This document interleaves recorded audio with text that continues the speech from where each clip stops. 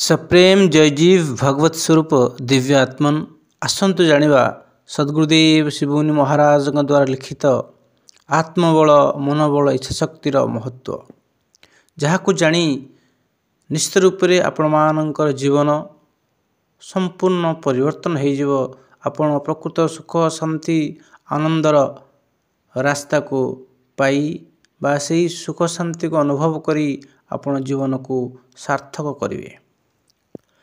अखिल विश्व ब्रह्मांड रे बा एहार बाहरे सबुठारु जो बड़ वस्तु अच्छी ताहा आमरी आत्मा। आमर आत्मा बाहरे आम आत्मा ठारू बड़ वस्तु प्रथमे केबे थिला ना आज अच्छी ना आगकु हेबो।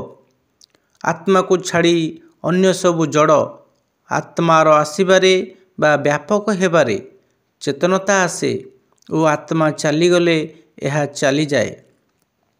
शक्ति और बल जहाद्वारा सारा संसारर कार्य संपादित हुए ताहा आत्मारे थाए।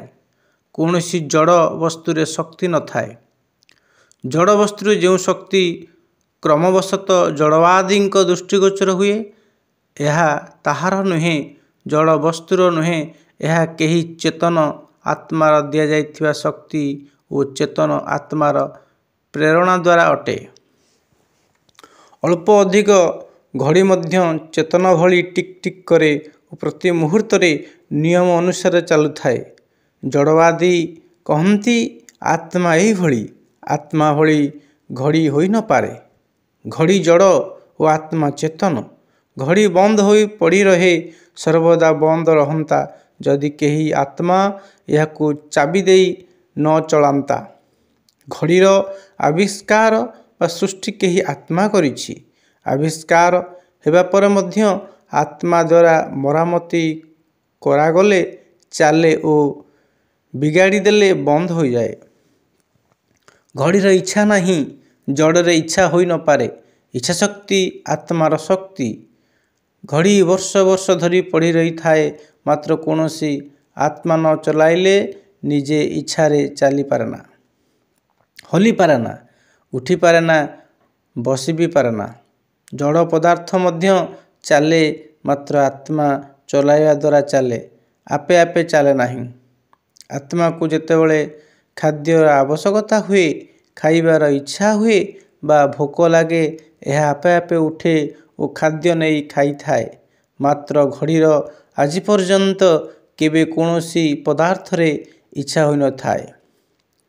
केबे एपरी होई नाही कि घड़ी चलिबा को इच्छा करी निजे उठी चाबी देई निजकू चाबी देई चलीछि। घड़ी निजकू निजे तेबे चलिबो जेबे सेथिरे निजे निजे चलिबा को इच्छा हेबो।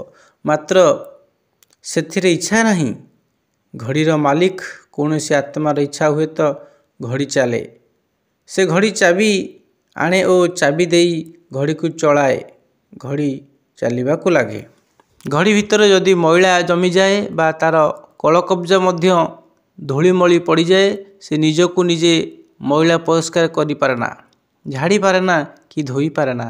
मात्र आत्मा जेतेबेले निज शरीर रे मैला सफा करने को इच्छा करे तो झाड़ी पारे धोई परिष्कार करि पारे ओ गाधोई भी पारे। घड़ी निज इच्छा झाड़ी पोछी होई पारेना किंतु जेबे कही आत्मा इच्छा करे घड़ी को सफा कर दे पारे। घड़ीर निजर कौनसी इच्छा नहीं और बिना इच्छा कौनसी काम होई न पारे। इच्छा ही शक्ति अटे जहाद्वारा सबू काम हो पारे। मात्र ये इच्छा शक्ति आत्मार ही हुए जड़र नहीं। इच्छा शक्ति आत्मार लहर आत्मार गुण। इच्छा शक्ति और आत्मा दुहें एक। जोठी जोठी आत्मा अच्छी सेठी सेठी चेतनता अच्छी और जोठी चेतनता अच्छी सेठी आत्मा अच्छी। आत्मशक्ति इच्छा शक्ति और मनोबल तीन एक। जोठी आत्मा नहीं सेठारे कौनसी शक्ति नहीं और सेठारे कौनसी काम होई न पारे। आत्मा नहीं सेठारे कौनसी शक्ति नहीं और सेठारे कौनसी काम होई न पारे। आत्मा बा जीव सबुर नियंता अटे। आत्मबल सबुरे आदि प्रेरक।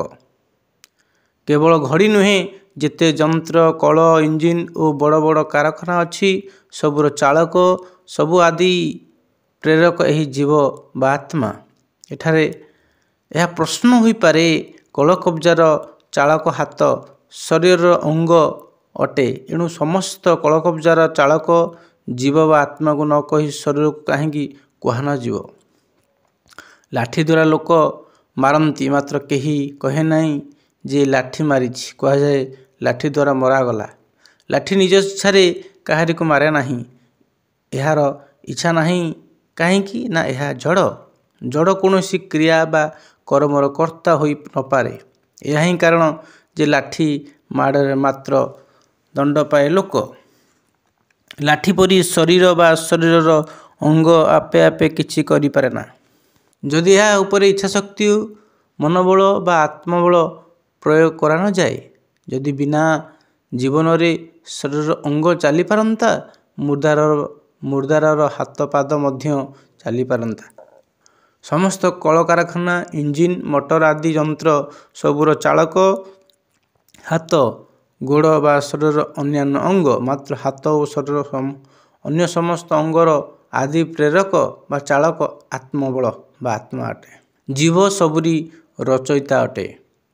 ଯେଉଁ ବଡ଼ ବଡ଼ ଫ୍ୟାକ୍ଟରୀ ବା କଳକାରଖାନା ଦେଖି ଆପଣ ଆଶ୍ଚର୍ଯ୍ୟ ଚକିତ ହୋଇଯାଆନ୍ତି, ଯେଉଁ ବ୍ୟୋମଯାନ ଓ ରେଡ଼ିଓର ବ୍ୟାଖ୍ୟାନ ତଥା ଚିତ୍ର ଦେଖି ଆପଣ ଥମକି ରହିଯାଆନ୍ତି, ସେସବୁ ଆତ୍ମା ଚଲାଇବା ପରେ ଚାଲନ୍ତି।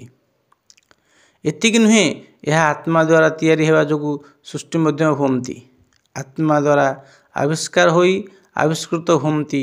ଆତ୍ମାର ନିୟନ୍ତ୍ରଣ ଦ୍ୱାରା ନିୟନ୍ତ୍ରିତ ହୁଅନ୍ତି। ଏହି ଆତ୍ମା, ଏହି ଚେତନ ତତ୍ତ୍ୱ ସବୁର ଉତ୍ପାଦକ, ରଚୟିତା, ନିୟନ୍ତା ଓ ସ୍ରଷ୍ଟା। ହାତର ଗୋଟିଏ ଆଙ୍ଗୁଳି ମଧ୍ୟ ଇଚ୍ଛାଶକ୍ତି ଓ ଆତ୍ମବଳ ବିନା ହଲିବ ନାହିଁ। ସଂସାରର କାମ ବିନା ଇଚ୍ଛାରେ ହୋଇପାରେ ନା। ଇଚ୍ଛା ତାହାରି ହୁଏ ଯାହାର ଆବଶ୍ୟକ ଥାଏ। ଆତ୍ମାର ଦେଖିବାର ଇଚ୍ଛା ହିଁ ଆଖି ବା ଚକ୍ଷୁକୁ ଉତ୍ପନ୍ନ କଲା। ଆତ୍ମାର ଶୁଙ୍ଘିବାର ଇଚ୍ଛା ହିଁ ଘ୍ରାଣେନ୍ଦ୍ରିୟ ଉତ୍ପନ୍ନ କଲା। ଏହିଭଳି ଶରୀରର ପ୍ରତ୍ୟେକ ଅଙ୍ଗର ଉତ୍ପତ୍ତି ହେଲା।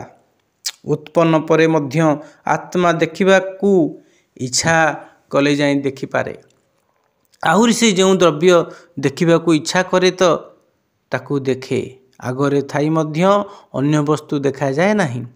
ମନ ଯଦି ଅନ୍ୟ ଆଡ଼େ ଲାଗିଥାଏ ତ ଆଗରେ କେତେ ଦ୍ରବ୍ୟ ଦୂରେଇ ଯାଇଥାଏ, ମାତ୍ର ସେ ଦେଖିପାରେ ନାହିଁ। ଯେବେ ଆତ୍ମା ଇଚ୍ଛା କରେ ତ ଶରୀର ଚାଲେ, ଇଚ୍ଛା କରେ ତ ଶରୀର ଦୋହଲୁଥାଏ, ଇଚ୍ଛା କରେ ତ ଦୌଡ଼େ। ଏହିପରି ସଂସାରରେ ଯାହା କିଛି ହେଉଛି ଓ ଯାହା କିଛି ସବୁର କାରଣ ଜୀବ ବା ଆତ୍ମା ଅଟେ। କେଉଁଠି ମୋଟରକାର ଦୌଡ଼ୁଛି, କେଉଁଠି ରେଳଗାଡ଼ି ଚାଲୁଛି, ପୁଣି କେଉଁଠି ବ୍ୟୋମଯାନ ଉଡ଼ୁଛି।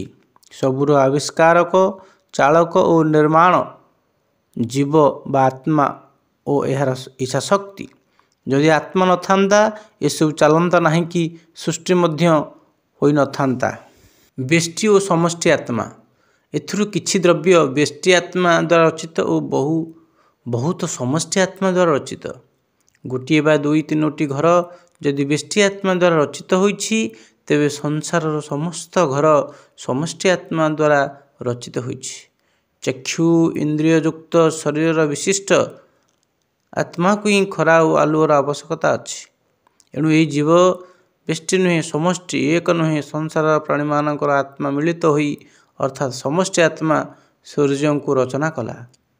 ଯେମିତି ଘଡ଼ିର ଆବଶ୍ୟକତା ଜଡ଼ ସଂସାରରେ ନଥିଲା, ଆତ୍ମାର ଥିଲା। ସଂସାରର ଆବଶ୍ୟକତା ମଜଭି ଓ କାଳ୍ପନିକ ଈଶ୍ୱରର ନୁହେଁ, ଏଣୁ ଆତ୍ମା ହିଁ ସଂସାରକୁ ରଚନା କରିଛି।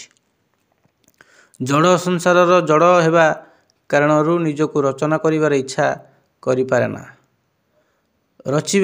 ରଚିବା ତ ଦୂରର କଥା, ଯେଉଁମାନେ ସଂସାରର କର୍ତ୍ତା ଈଶ୍ୱର ବୋଲି କହନ୍ତି, ସେମାନେ ଏକଥା ଭୁଲିଯାଆନ୍ତି ଯେ ସେମାନେ ଈଶ୍ୱରଙ୍କୁ ପୂର୍ଣ୍ଣକାମ ଓ ନିରୀହ କହନ୍ତି, ଯାହାର କୌଣସି ବସ୍ତୁର ଆବଶ୍ୟକତା ବା ଇଚ୍ଛା ନଥାଏ। ଯଦି ଈଶ୍ୱର ପୂର୍ଣ୍ଣକାମ ହୋଇନଥାନ୍ତେ, ତାଙ୍କର ମଧ୍ୟ ଦେଖିବାକୁ, ଚାଲିବାକୁ, ଶୁଣିବାକୁ, ଦୌଡ଼ିବାକୁ, କହିବାକୁ ଓ ଲଢ଼ିବାକୁ ଇଚ୍ଛା ହୁଅନ୍ତା ଓ ଯଦି ଏସବୁର ଇଚ୍ଛା ହୁଅନ୍ତା, ତେବେ ତାଙ୍କର ଶରୀର ହୋଇଥାନ୍ତା। ଲୋକମାନେ ଈଶ୍ୱରଙ୍କୁ ଅଶରୀରୀ ପିଶାଚ ମାନନ୍ତି। ଇଚ୍ଛା ତାଙ୍କରି ହୁଏ ଯାହା ଜୀବର ଆବଶ୍ୟକତା ଥାଏ। ଜୀବର ଆବଶ୍ୟକତା ସେହି ବସ୍ତୁର ହୁଏ ଯାହା ତାହା ପାଖରେ ନଥାଏ। ମାତ୍ର ଈଶ୍ୱରଙ୍କୁ ଲୋକେ ପୂର୍ଣ୍ଣ ମାନନ୍ତି। ତେଣୁ ତାଙ୍କର କୌଣସି ବସ୍ତୁର ଆବଶ୍ୟକତା ନଥିବାରୁ ତାଙ୍କର କୌଣସି ବସ୍ତୁର ଇଚ୍ଛା ହୁଏ ନାହିଁ। ଯାହାର କୌଣସି ଦ୍ରବ୍ୟର ଇଚ୍ଛା ନାହିଁ ସେ ଈଶ୍ୱର। ସେ ଅନ୍ୟ କାହାରିକୁ ବ୍ୟର୍ଥରେ ବିନା ଇଚ୍ଛାରେ କାହିଁକି ସୃଷ୍ଟି କରିବ? ଯେ ଇଚ୍ଛା ରହିତ ସେ କିଛି କରିପାରେ ନାହିଁ। ସଂସାର ବା ଯେ କେହି ଜଡ଼ ବସ୍ତୁର ନିଜେ ବା ବିନା କୌଣସି ଜୀବର ଇଚ୍ଛାରେ ସୃଷ୍ଟି ହୋଇନପାରେ। ଏଣୁ ଏହା ସିଦ୍ଧ ଅଟେ ଯେ ସଂସାର ସୃଷ୍ଟିକର୍ତ୍ତା ଜୀବ ବା ଆତ୍ମା ଅନ୍ୟ କେହି ନୁହେଁ। ସୃଷ୍ଟିକର୍ତ୍ତା ଯେମିତି ଏ ଆତ୍ମା ସ୍ୱପ୍ନ ବା ସମାଧିରେ ନିଜର ଇଚ୍ଛା ମାତ୍ର ଦ୍ୱାରା ପୃଥିବୀ, ସୂର୍ଯ୍ୟ, ଚନ୍ଦ୍ର, ତାରା, ନଦୀ, ସମୁଦ୍ର ଓ ପାହାଡ଼ ସୃଷ୍ଟି କରିପାରେ, ସେହିପରି ଭାବରେ ଜାଗ୍ରତର ଜଡ଼ ସଂସାର ମଧ୍ୟ ଆତ୍ମା ଦ୍ୱାରା ସୃଷ୍ଟି ହୋଇଥାଏ।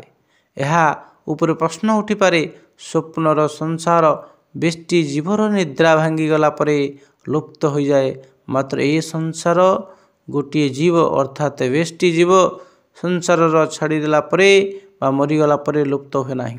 ଏହାର ଉତ୍ତର, ବେଷ୍ଟି ଜୀବର ରଚିତ ସ୍ୱପ୍ନର ସୃଷ୍ଟି ବେଷ୍ଟି ଜୀବ ଜାଗ୍ରତ ହେଲେ ନଷ୍ଟ ହୋଇଯାଏ। ମାତ୍ର ଜାଗ୍ରତର ସୃଷ୍ଟି ବେଷ୍ଟିରେ ରଚିତ ନୁହେଁ, ସମଷ୍ଟିରେ ରଚିତ। ଏଣୁ ବେଷ୍ଟି ଜୀବ ମରିଯିବା ପରେ ମଧ୍ୟ ତାହା ସବୁ ଜୀବଙ୍କ ପାଇଁ ନଷ୍ଟ ହୁଏ ନାହିଁ। ଏହାକୁ ବେଷ୍ଟି ଓ ସମସ୍ତଙ୍କୁ ସମଷ୍ଟି କହନ୍ତି। ଏହିପରି ହୁଏ ଯେ ମରିଯିବା ପରେ ସେହି ବେଷ୍ଟି ପାଇଁ, ସେହି ଜୀବ ପାଇଁ ଏ ଜାଗ୍ରତ ସଂସାର ନଷ୍ଟ ହୋଇଯାଏ। ଜାଗ୍ରତର ସୃଷ୍ଟି ସ୍ୱପ୍ନ ସମାନ ଅଟେ। ଦୁହେଁ ଆତ୍ମାର ସଂକଳ୍ପ। ଜୀବ କଳକାରଖାନା ଓ ଜଡ଼ ପଦାର୍ଥ ଦ୍ୱାରା ସୃଷ୍ଟି ନୁହେଁ, ମାତ୍ର ସମସ୍ତ କଳକାରଖାନା ସମଗ୍ର ଜଡ଼ ସଂସାର ସେହି ଚେତନ ତତ୍ତ୍ୱ ଦ୍ୱାରା ରଚିତ, ଯାହାକୁ ଆମେ ନିଜକୁ ମାନୁ ଓ ଯାହାକୁ ଲୋକମାନେ ଆତ୍ମା କହନ୍ତି। ଆତ୍ମାର ଇଚ୍ଛାଶକ୍ତି ହିଁ ସାରା ସଂସାରର ସ୍ରଷ୍ଟା, ଚାଳକ, ସଂହାରକ ଓ ପାଳନକର୍ତ୍ତା। ସଦ୍‌ଗୁରୁ ଏହି ଇଚ୍ଛାଶକ୍ତି ହିଁ ସବୁକିଛି। ଯାହା କିଛି ଚାହଁ ନେବାର ଅଛି, ଏହାଠାରୁ ନେଇନିଅ। କାହିଁକି କାହାରି ଆଗରେ ହାତ ପାତୁଛ? କାହିଁକି ଭିକ ମାଗୁଛ? କାହିଁକି ଖୋସାମଦ ବା ସ୍ତୁତି କରୁଛ? ଯାହା କିଛି ଚାହୁଁଛ ନିଜ ଇଚ୍ଛା ଶକ୍ତିଠାରୁ ନେଇନିଅ। ସେ ସବୁକିଛି ଦେଇପାରିବ, ସବୁକିଛି କରିପାରିବ। ଯିଏ ଏହି ଇଚ୍ଛା ଶକ୍ତି ଓ ଆତ୍ମବଳକୁ ଚିହ୍ନେଇ ଦିଏ, ସେ ହିଁ ସଦ୍‌ଗୁରୁ ଅଟନ୍ତି ଓ ସେ ସଂସାରର କଳ୍ପିତ ଈଶ୍ୱରଠାରୁ ଅନେକ ଗୁଣ ବଡ଼ ଅଟନ୍ତି। ଯିଏ ଏପରି ଆତ୍ମତତ୍ତ୍ୱକୁ ବତାଏ ନାହିଁ, ଇଚ୍ଛାର ଏପରି ଶକ୍ତିକୁ ତୁମ ଉପରେ ପ୍ରକଟ କରାଏ ନାହିଁ, ଏହି ଆତ୍ମବଳ ଓ ମନୋବଳକୁ ତୁମଠାରୁ ଲୁଚେଇ ରଖନ୍ତି, ସେ ତୁମର ଗୁରୁ ନୁହେଁ, ଶତ୍ରୁ। ସେ ତୁମକୁ ଅନ୍ଧକାରରେ ରଖିବାକୁ ଚାହାନ୍ତି। ଦେବୀ ଦେବତା, ରାଜା ରାଣୀ, ଧନୀ କାଙ୍ଗାଳ ଯିଏ ବି ହେଉ, କାହାରି ଗୋଲାମୀ କରି କାହାରି ଦାସତ୍ୱକୁ ତୁମକୁ ସ୍ୱତନ୍ତ୍ର ସ୍ୱାବଲମ୍ବୀ ହେବାକୁ ଦେବେ ନାହିଁ। ଆତ୍ମବଳ, ଇଚ୍ଛାଶକ୍ତି, ମନୋବଳର ଗନ୍ତାଘର ଯେତେବେଳେ ତୁମ ଭିତରେ ଗଚ୍ଛିତ ଅଛି, ତେବେ ଗୋଲାମ ହେବାର, ଭିକ ମାଗିବାରେ ଓ ପ୍ରାର୍ଥନା କରିବାରେ ଦରକାର ନାହିଁ। ଯିଏ ତୁମକୁ ସ୍ୱତନ୍ତ୍ର ଓ ଜୀବନ୍ମୁକ୍ତ ନ କରି ଦାସ, ଗୋଲାମ ଓ କାହାରି ପ୍ରାର୍ଥୀ ତିଆରି କରେ ଓ ତୁମରି ଲୁଚିଥିବା ଗନ୍ତାଘରକୁ ତୁମକୁ କହେ ନାହିଁ, ସେ ତୁମର ଗୁରୁ କେବେ ନୁହେଁ। ସେ ତୁମର ପଥପ୍ରଦର୍ଶକ ମଧ୍ୟ ନୁହେଁ। ପ୍ରକୃତ ପଥପ୍ରଦର୍ଶକ ଓ ସଦ୍‌ଗୁରୁ ସେହି ଆତ୍ମଜ୍ଞାନୀ ଓ ଯୋଗୀ ଓ ଯିଏ ନିର୍ଭୟ ଓ ନିଷ୍ପକ୍ଷ ହୋଇ ନିଜର ଶିଷ୍ୟକୁ ସତ୍ ଆତ୍ମଜ୍ଞାନ ବତାଇ ଦିଅନ୍ତି।